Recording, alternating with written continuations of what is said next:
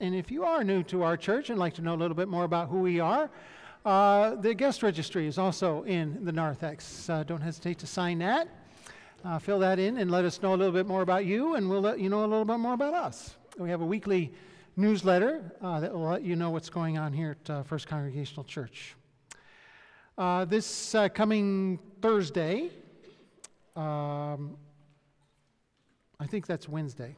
Yeah, Wednesday is our men's group meeting at 9 o'clock.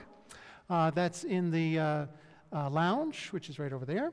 And also that evening, Wednesday evening, 7 o'clock, will be our June Board of Deacons meeting. Now, this is the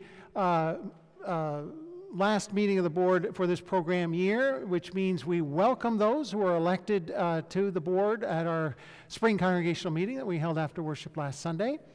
And we'll be welcoming them, giving them a little bit of orientation to the board, and we'll be thanking those who are rotating off of the board this year, and celebrating those who are staying on the board in their current roles. And we'll be sharing some strawberry shortcake, which is our tradition for the month of June, our June meeting. So deacons know about that. I hope you can see it. It starts at 7 o'clock here at the church. Next Sunday is Father's Day Sunday, and as Ron mentioned, we'll be having our annual June cookout following the service that's in the playground. And by the way, if it's raining next Sunday, doesn't matter. We're doing it anyway. We may not be on the playground, but we'll be having the cookout one way or the other after the service. We'll make it happen. But I put it in order for good weather, so we should be fine. Also, one last thing. End of the month of June is the deadline we'd like to have for those Memorial Park patio pavers, the bricks that Jim Osterman mentioned last Sunday. This handout is in the narthex if you want to pick that up, if you haven't filled one out yet. If you'd like to have a memorial brick put into a new development area we have going to have underway this summer to form a patio area, memorial park area in the church, at the church, is just to the right of the driveway as you come in to the parking lot. There's a form here about you can memorialize someone with an engraved brick there if you'd like to do that. Pick that up. Again, the deadline is for the end of this month, the end of June, last Sunday of June. Right now, as we share the doxology together, I hope you will consider your giving to the church here at First Congregational Church. We continue to take that in a contactless way, so the offering plates are at the exits to the sanctuary. And it's a great way to give thanks to God for all that God has given us, the daily blessings that we too often take for granted in our lives, and the way that God's hope and goodness and new life is expressed in the world, particularly today, in the life of Bowdoin, in the life of our Sunday school program, and there's such a need, I think, for that light and goodness and renewal in our lives and in our world. And you can contribute to that as we carry on the ministries of First Congregational Church here. Your offering is invited. Good morning. I'm Darby Drapps, co-deacon of youth ministry. This year I served with Teresa Plusky, and next year John McGrath will be my partner in this role. The youth ministry program serves kids in grades 6 through 12. We are committed to offering Christian education and service opportunities, as well as opportunities for youth to socialize together in a way that's a little different from the way they normally do at school, sports, and through their clubs and hobbies. We hope to foster building relationships with a spiritual lens. What does she mean by that, you might ask? We want our kids to experience that we are all connected to something larger than ourselves. We hope that we can help them to attune to that feeling of connectedness. We hope that we can model finding it when it mysteriously shows itself to us. We hope to offer many paths to this connectedness, from listening each week in Sunday school as we share about the roses and thorns in our lives, as we discuss a piece of scripture and how it might relate to our life experience, sharing a short prayer at the end of our time together, offering occasions to care for others and the environment, which many of them are so passionate about, and opportunities to represent our faith community, as you've seen them do today, singing and sharing in the reading. I also do it with donuts. This year, the youth served and represented our congregation through planning and hosting a Halloween party for the younger kids, a leaf raking brigade, the annual City Mission Society toy drive at Christmas, and collecting cans of soup for 3 local food pantries on Super Bowl Sunday. We also baked cookies to send to our college students. And when I showed up at the post office and waited in a long line to ask about the best way to mail all those cookies, the very harried, stressed out postal worker initially told me that I didn't possibly have time to transact all my business with those packages. And mind you, I was 30 minutes before closing. But she immediately softened when I told her the packages were cookies baked by our kids at First Congregational Church for college students who had been at our congregation. She said, "You just made my day. That's the kindest thing I've seen all week." As I left the building, she was indeed helping those last customers with a markedly different attitude. So I thought, we do change the world in sometimes small and unexpected ways, and we are all connected. We have provided Sunday school specifically for this age group for the first time this year since the pandemic. We've used several resources for curriculum, but chiefly through a free blog from the Evangelical Lutheran Church of America. This is called Faith Lens, which provides weekly Bible studies that seek to engage young people in connecting current world events with the Bible, with their faith, and their everyday life. And one thing I really like about this resource is that it uses the same weekly Bible readings from the lectionary that are also read in our regular church service. This year, our youth in this age group were also heavily involved in music programming and the confirmation program. Next year, we hope to once again offer an intergenerational activity through Habitat for Humanity. We welcome new ideas for building this ministry of service, Christian education, and connectedness and relationship building. They're a special group of young people, and it was an honor for me to work with them this year. Thank you.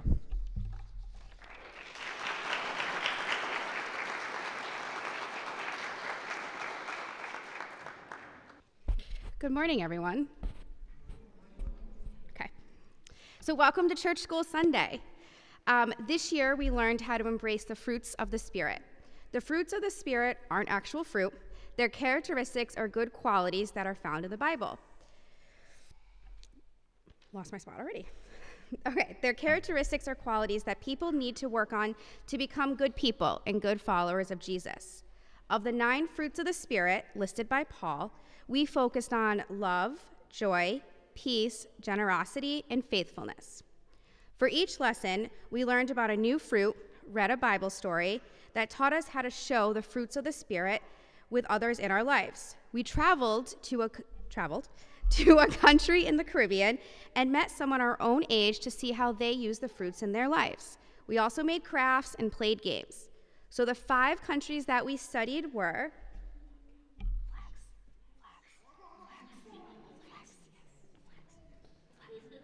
okay, so they're going to stand back here and wave them.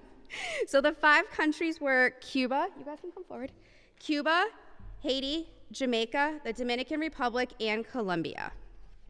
Okay, go ahead. Yes. Short. Okay. Faithfulness, Cuba. We began our journey in Cuba where we learned the story of Noah and how he listened to God and always trusted God. God saw that all the people had become very bad, so bad that they had stopped thinking of anything good. God was so sad and hurt that it seemed better to start all over, because Noah was the only faithful person left on earth. God said to Noah, "I'm going to put an end to all of this because the earth is nothing but fighting. I'm going to wash them away and start all over." God then gave Noah instructions on how to make a big boat called an ark. Noah showed faithfulness by listening to every instruction God gave him. He had to believe in God's promise. That's the kind of faithfulness God wants us to show. Love, Haiti. Did you know that the name Haiti means mountains in the native language? Haiti was once a safe hiding place for pirates in the Caribbean because it had gold mines and an easy escape route for the pirates. While studying Haiti, we learned the story of Ruth and Naomi and the love they had for each other. After Naomi's husband and 2 sons died, she only had her daughter-in-laws. Orpah and Ruth. Naomi told Orpah and Ruth, "Even though there is no food, I am going to go back where I used to live in Bethlehem. I would like you to go back to your own families where you lived before you married my sons. May God show you the same kindness you have shown me." Orpah finally agreed to leave, but Ruth would not leave. Ruth said, "Don't ask me to leave. Where you go, I will go, and where you stay, I will stay. Your friends will be my friends, and your God will be my God." Ruth and Naomi returned to Bethlehem together. Ruth loved Naomi so much she refused to leave her. Together, they made a new life in Bethlehem. We made friendship bracelets that we wore as a symbol of God's love, or we gave the bracelet to someone. We made stained glass hearts using watercolors that we took home to hang on windows so that God's love will always shine in.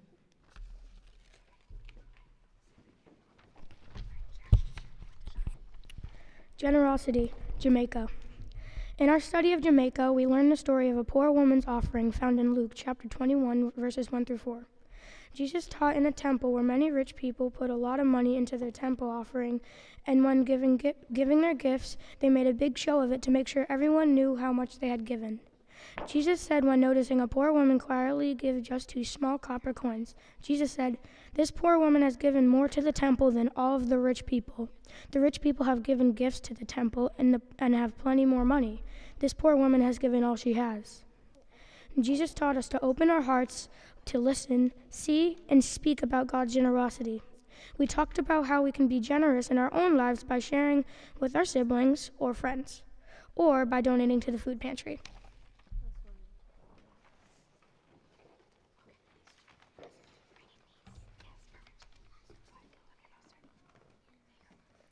Peace, Colombia. Jesus taught us how to be a good person by being kind to others and not fighting. Jesus taught us to open our hearts and listen, see, and speak about peace and how we can show peace in our own lives. We made peace signs using paper plates to help us remember the important work we have as peacemakers.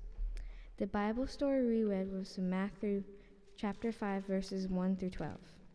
Jesus took his disciples up on the mountainside for some peace and quiet. Jesus sat down and began to speak to them.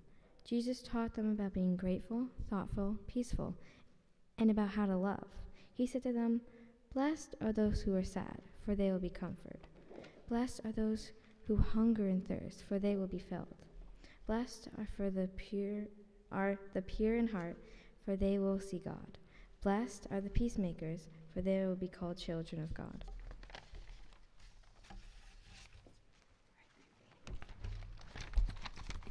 Joy, Dominican Republic. While studying about the Dominican Republic, we heard about Jesus' birth, but from another point of view. The point of view was the wise men who were very happy to find out that Jesus had been born. This fruit of the Spirit was joy. King Herod ordered that the wise men find baby Jesus. They didn't know exactly where he was, but that night they followed the star to the east. They followed the star until it hung right over the very place where Jesus was. When they finally found baby Jesus, they were full of wonder and joy. Jesus was with his mother, Mary, and the wise men bowed down to worship him. Joy filled their hearts, and the wise men decided not to tell King Herod where they had found baby Jesus. We talked about the things that brought us joy, like spending time with our family and friends, or getting new toys or celebrating birthdays.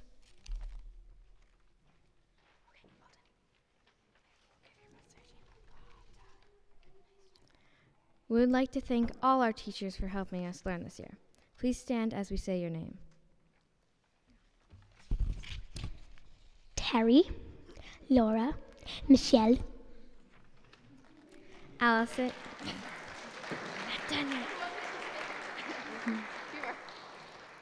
Allison, Becky, Lisa, Jamie.